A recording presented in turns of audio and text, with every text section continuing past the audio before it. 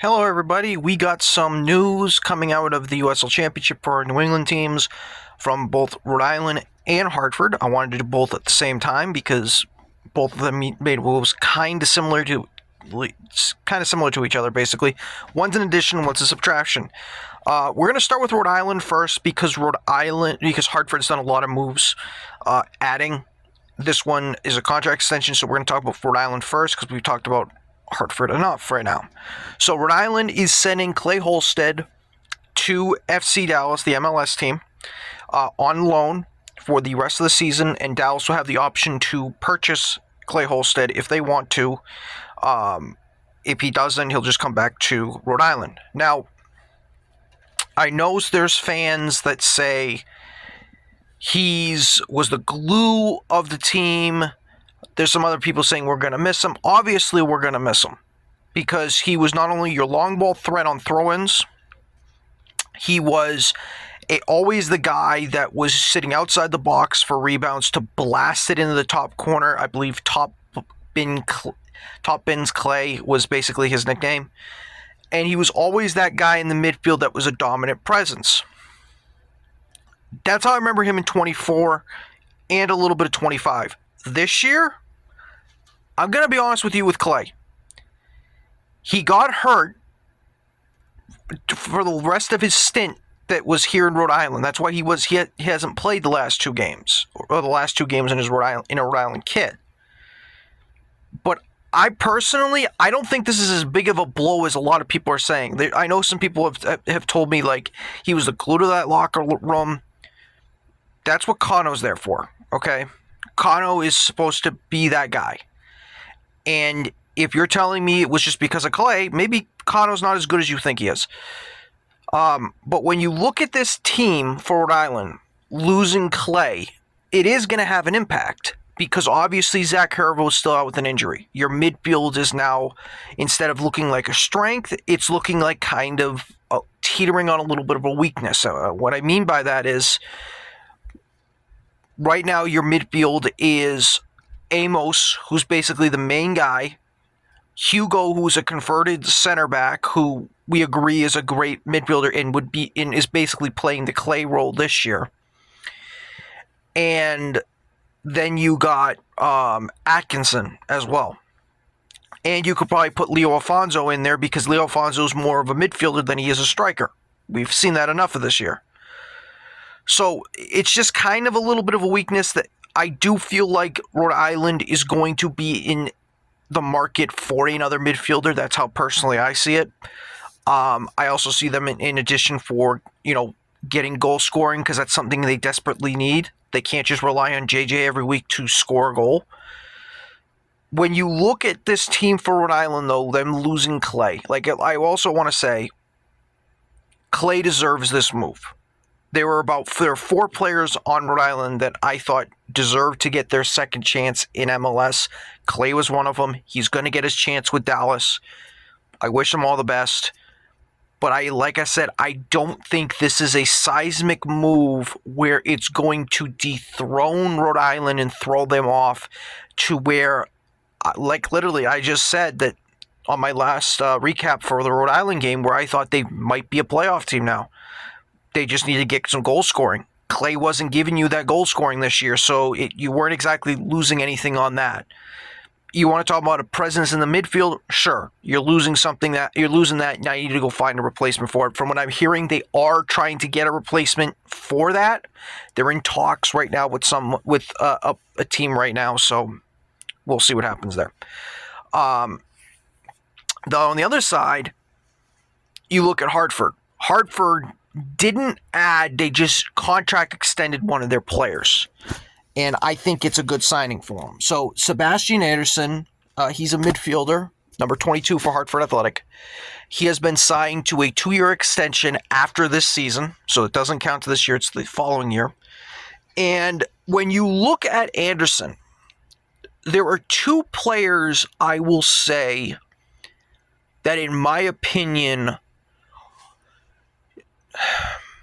how can I put this? Siaha's definitely the MVP right now of Hartford Athletic. If I had to pick number 2, it might be this guy. and he's only 23 years old. He is probably one of the best playmakers. And I will say this as a Rhode Island fan, I will say this as well. When it comes to just playmaking in general and setting things up and creating, he's the best of the two teams combined. Like, I don't think there's any doubt. So, like, to give you an example of this. So, on big chances created this year, so I should probably give you a history lesson on him first. So, first, throughout his career, he was a Colorado Rapids property. He was part of their organization. He kept getting loaned to Colorado Switchbacks. So he basically was staying in Colorado the entire time. He's gone from Colorado Switchbacks to the Colorado Rapids 2 and MLS 2. But he's basically found his home in Colorado with the Colorado Springs, I should say. And Brandon Burke, the current coach, used to coach there. So he had familiarity on him. So when his stint with Colorado finally ran out, he signed a contract to follow Brandon Burke to Hartford. And since he came to Hartford in 2025, he has blossomed into a really good player.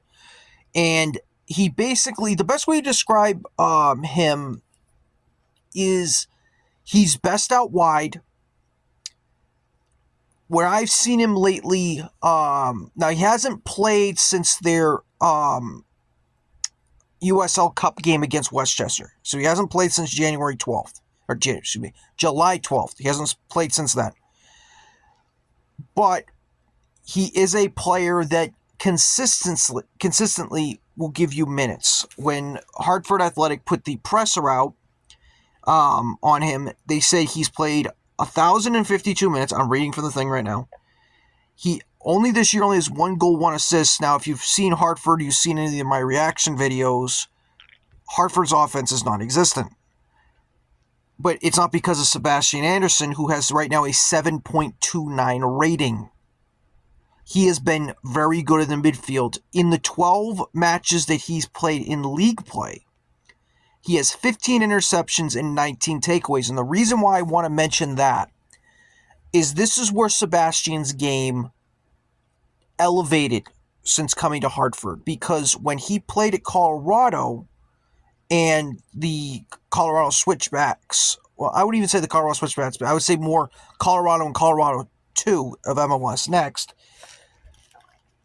he wasn't doing this. So to give you an example, so when it came to tackling at Colorado, so this is 3 years ago, he registered only 8 on the season. Last year, it was 75. That's a huge jump. And this is where he started to unlock himself as a midfielder. Interceptions went from 24 to 32. 3 to 8 was his block shots per game. And he actually already has 8 this year. So that is impressive with him. He's not only becoming a playmaking midfielder, he's becoming an all-around midfielder too, and that's why Hartford inked him up for 2 more seasons. But this is the big thing. So when and again, this is a team stat, but he's also a huge part of the reason for this. Clean sheets. When he was at Colorado 3 years ago, he only was part of 2 clean sheets. 14 last year for Hartford, and he's already up to 9 this year.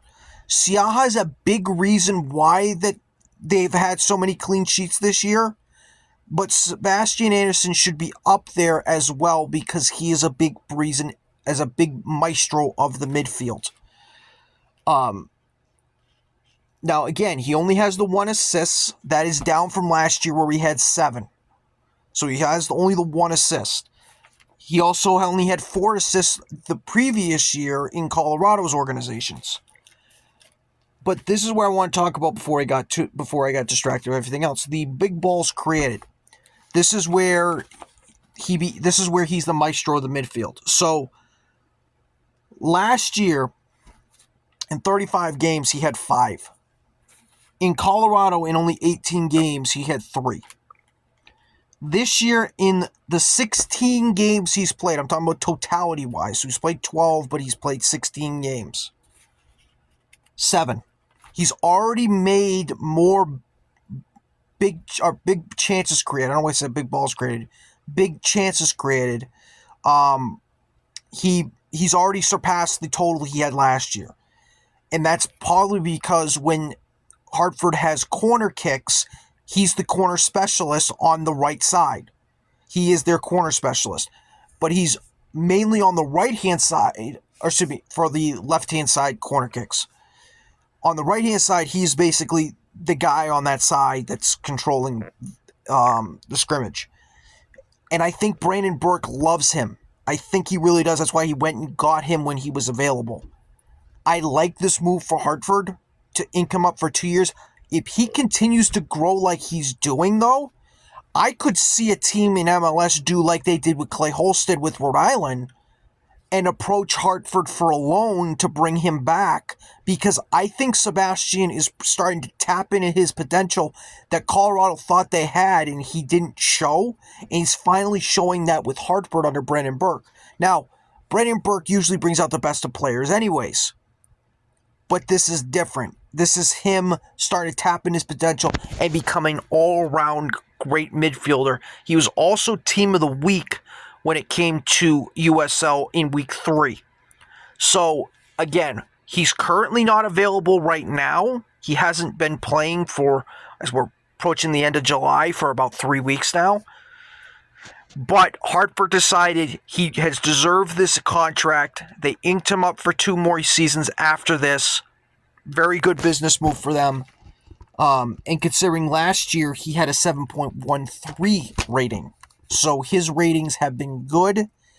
I don't think they could ask for something from anything else from a 23-year-old. That's how good this player is becoming. And yeah, like I said, I like this move, but that's who they inked up for 2 years. Again, so we have one happy note, I think, for Hartford fans. It's just the one thing I will say that is a weakness with Sebastian, according to what I've looked up. It is on long balls. He is improving there, so that hopefully will not become a weakness. But his consistency and reliability it has been something that has followed Sebastian, except this little stretch where he hasn't been available. So again, I believe he is injured, so that explains it, but he gets a nice payday after this season. But like I said, happiness on one side, kind of disappointment on the other that Clay's leaving, but Clay deserves it. But like I said, I think from Rhode Island's standpoint, I don't think it's going to be as big of an impact as people think. That's just personally how I feel. I think, yes, there's going to be a hole missing in the midfield, but I think the way Hugo's playing, he's going to fill right into Clay's roles, no problem. That's what I feel with that. That's why I think but I know Rhode Island's looking for a replacement. So we'll see what happens there. So that's my little recap of kind of the news of the day, basically, when it comes to both Hartford and Rhode Island. And I will see you all for my next one. Take care.